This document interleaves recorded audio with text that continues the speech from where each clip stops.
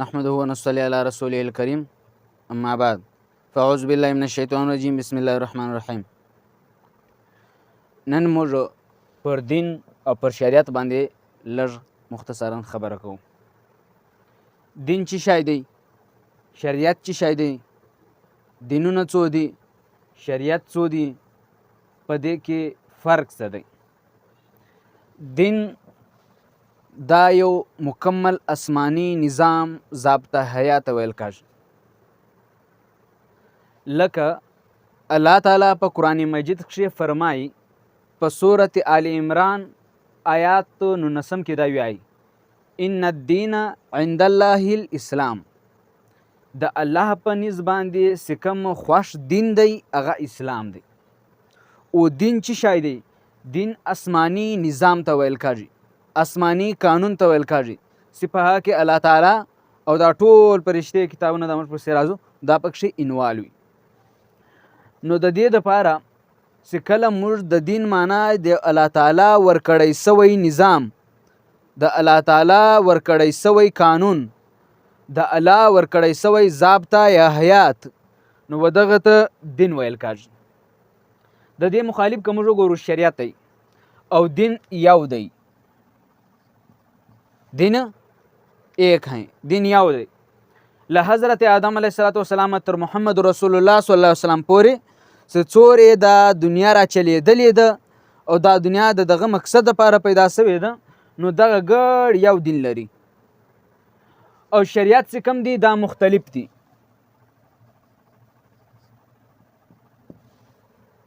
لکه موږ بیا پر وازو دین د الله په نزد سره اسلام دی، دا یو دین دی چې سر یې له آدم علیه السلام ځاشنلي او خاتمه یې پر محمد رسول الله صلی الله علیه وسلم سي، ځکه د محمد رسول الله صلی الله علیه وسلم نوم هم خاتم النبیین دی. اوس دغه دین خپل یو څو اصول لري. لکه په قرآن شي سورت آل عمران شي بیا په آیات 114 کې وایي یؤمنون بالله والیوم الاخر. دغه مؤمن، دغه متقی مؤمن دا به داسې وي چې پر آخرت په الله او پر آخرت به ایمان او یقین وي.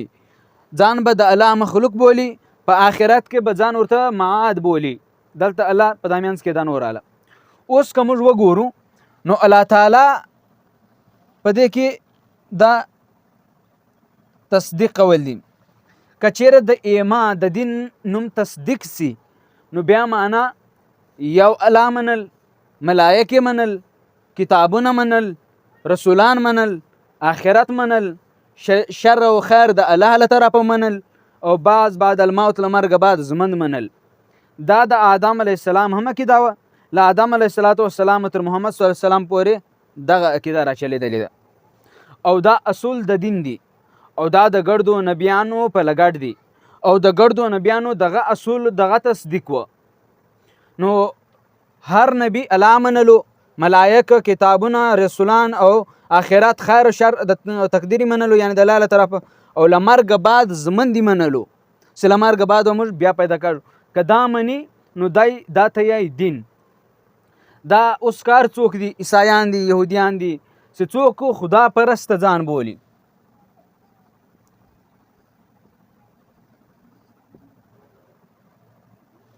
که کم سړی وایي چې زه خدای پرسته یم، زه خدای له ځم، هغه به دا خبرې خامخا مني. بیا که شریعت رالی، بیا که پر کومه لیار باندې ورالی اخرې تشریح کوو. شریعت یایي ولیار ته، شریعت ولیار ته ویل کېږي. دا لیار له عملي قانون، د الله آسماني نظام، د الله آسماني قانون ته دین ویل کېږي. او دا دین عملي کول نو دا په طریقو باندې دی. مسلمانان په یوه طریقه دا دین عملي کوي، عیسایان په بله طریقه عملي کوي، یهودیان په بله طریقه عملي کوي. نو نور خداپرسته څورې مذهبونه دي، څورې شریعتونه دي. نو دغه دا مذهبونه، شریعتونه او مسلکونه دا ګرد تر الله ځان رسول غواړي او دا ګرد ځان خدای پرسته بولي. نو چې خدای پرسته ځان بولي نو طریقې جلا دي. اوس که دغه شریعت معنا سي، شریعتونه ډېر هم راتلی سي، شریعت مختلف هم کېدای سي. د شریعت معنا کلیار سي نو د الله تر دینه د الله دین به څوک په یوه نمونه کان نافظ کوي، څوک په بله نه. لکه مثال د نمانځه تعداد د حضرت آدم علیه السلام په دور کې یو رنګه وه، طریقه یې بل رنګه وه. د موسی علیه السلام په ټیم کې یو رنګه وه، طریقه یې بل رنګه وه. د ابراهیم علیه السلام داسې پسې راشته. د محمد صلی الله علیه وسلم په دور کې د نمانځه بله طریقه اوس موجوده طریقه ده او تعداد یې جلا دی، ټیم یې جلا دی. نو داسې د عیسی علیه السلام تر محمد صلی الله علیه وسلم پورې راشي نو دا موجوده لمونځ. اوس که په ده کې موږ دننه ولاړ سو، په دا نمانځه کې که اوس څوک رفع یدان کوي، یعنی لاس تر غوږو چګوي راچګوي لکه اهل حدیث، نو دا څه داسې نه ده چې دا یې له دینه وتلی دی. که دا یې پښې ازاده ږدي، پښې داسې لګوي، مینې شنګري له بل شنګري سره له وال سره ملاوي، نو دا هم څه داسې نه دی چې دا په دا خبر له دینه وتلی دی. نو دا خو زموږ په ذهن کې چا راکړي دي چې کیلاس ورې او د لمونځ نه پسې سي، او که یا رسول الله وویل لمونځ نه پسې سي، او که داسې وسي لاسونه یې تر غوږو ورېودل، دا اهل حدیث دي، دا اهل تشیع دي، دا نو دا غلطې خبرې وي. نو دا که تر اوسه چا ټګلي یو، له دې بعده به انشاءالله څوک نه ټګي. نو شریعت مختلف دی، هر یو ځان خدای پرسته بولي، چې څورې هم فرقې دي، چې څورې هم مذهبونه دي، چې څورې هم شریعتونه دي. رایسه تاسې یا څلور سره مذهب حق دي، مسلکونه څه دي، مذهبونه څه دي، دا تا اورېدلي دي له تبلیغانو هم او له عامو ملایانو ده هم چې دا حق دي. دا څه له حق دي؟ دنیاو دی، خو یو مذهب به وه، لیا به دا وه، لیا به دا وه، لیا به دا وه. نو دوی یې دا څلور سره مذهب حق دي. نو دا ابو حنیفه رحمت الله علیه او د ده فالوورز او د ده چې کوم مقتدیان دي، لیا د ده کوم حنفیه مسلک وال دي، هغه وایي تر خدایه پورې چې ځان رسوي، هغه به د حنفیه پر شریعت باندې رسوي، حنفیات پر لیار باندې به ځي. مالکی وایي، امام مالک رحمت الله علیه یا زما پر لیار چې راشي بیا به تر خدایه ورساږي. شافعي یا زما پر لیار چې راشي تر خدایه به ورساږي. حنبلي یا زما پر لیار چې راشي تر خدایه به ورساږي. دین یو دی، د دوه ګردو مذهبو دین یو دی. دا وړوکې فرقې په موږ کې چا جوړې کړي دي، چا جوړې کړي دا خبره یاد ساته. دا فرقې جوړې سوي نه دي، چا جوړې کړي دي، نور تفصیل نه درته کوم. نو شریعت مختلف کېدای سي، شریعت یې لیار ته او ته ووایې چې زه تر الله پورې، الله جل جلاله پورې ځان رسوم. که پر دا لیار ورالې، که پر دا لیار ورالې، که داسې ورالې، که د دې خوا ورالې، څلور مذهب شوه، که بله فرقه په ګډه کې، که بله فرقه، خو که ته تر الله ورسېدې د خدای پرسته شوې نو ته کامیاب یې. بیا د لیار بدلی، بیا د امام مالک منلی، تا د امام شافعي منلی، تا د امام ابو حنیفه منلی، تا د حنبلي منلی. یعنی چې کوم مسلک سره تعلق لري، دین به د یو وي، شریعت به د جلا وي، طریقې به د جلا وي. ګوره و د نمانځه تعداد یا طریقې دا مختلفې کېدلی شي.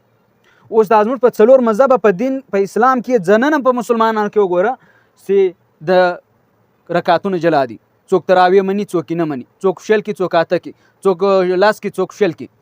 نو دا تعداد طریقې مختلفې کېدلی شي. د روزې نوعیت به جلا وي. شریعت کې به څنګه د موسی علیه السلام به یوه روزه نیوله، موږ درس نه سو. نو داسې نورو انبیاو به مختلفې روزه نیولې، چا به د چپ روزه نیوله، موږ د چپ روزه نه نسو. چا به د اوښ غوښې نه خوړلې او موږ د اوښ غوښې خورو. نو حلال او حرام دا جلا کېدلی شي. په یوه شریعت کې به یو شی حلال وي، په بل شریعت کې به بل شی حرام وي. په یوه شریعت کې به یو شی حرام وي، په بل کې به حلال وي. او یعنی ګرد خلاصه ده، معاملات او عبادات دا جلا کېدلی شي، خو دین جلا نسي کېدلی، دین به یو وي. د موسی علیه السلام شریعت له محمد جلا و صلی الله علیه وسلم، د عیسی علیه السلام شریعت له موسی او له محمد جلا و صلی الله علیه وسلم. د محمد صلی الله علیه وسلم شریعت له دوی دواړو جلا دی، خو اصول ګډ یو دي. مسلمانان ګډ دي، انسانان ګډ دي، متقین ګډ دي، او خدای پرست ګډ دي، او تر الله تعالی هر یو مذهب ځان رسول غواړي. نو ټول مذهبونه دا شریعت مختلفو جلا لیارې تلای سي، لیارې جلا کېدای سي. لکه زه مثال درکم، که درازندې له ځې له کومه ځایه مثال در هغه له سره ځې د ګړغانه پر لیار هم وتلی سي، او په روډ باندې هم ورتلی سي، او سیده هسې د ډاګ له خوا ته تر سي، او بیا له هغې د مانده پر له خوا ورای سي، او بیا داسې پیدل ولاړ سي په غرو کښې د کڅو له خوا ورای سي، یا د دیرې له خوا ورای سي. یعنې دا درازنده ته لیارې خلاصې دي. نو دغه نمونه و دین ته لیارې راخلاصې دي. څوک په کومه طریقه ورازي څوک په کومه طریقه. شریعت ولیار ته ویل کېږي یعنی دا لیار مختلف دي او دین یو دی. دین ان الدین عند الله الاسلام، دین یو دی او دا د دین اصول دی. عقیده کې دا وي نو دا پر دین باندې دی. او که په شریعت کې جلای پروا نه لري نو کم سړی چې ځان خدای پرسته بولي نو هغه سړی تر خدای په کومه طریقه ځان رسول غواړي نو د عقل به دا شی کړی وي، دا به په عقل کې راوستی وي چې زه به په شریعت محمدي ځان رسوم، نو په مذهب حنفي به ځان رسوم. نو صحیح دغه د شریعت د محمد صلی الله علیه وسلم اختیار کړي، دین خدای یو، پر حنفیت ولاړ. نو که څوک وایي چې زه به شریعت محمد منم صلی الله علیه وسلم، زه مالکی لیار اختیارم، نو اجازه ته یو جایزه هم ده، نو د دې پر ولاړ. نو که څوک وایي زه پر شافعیت ځم، نو ولاړ دسي کامیابی هم بولو. که څوک حنبلي دي د امام احمد بن حنبل رحمت الله علیه په لیار باندې تلک غواړي، نو موږ د شریعت اختیار کړ، دین خود بیا هم له موږ څخه ګډ دی. په دین کې موروري، په شریعت کې کجلای پروا نسته، یعنی به د لمور موروري بیا که د وشه ځاوه کړ پروا نسته.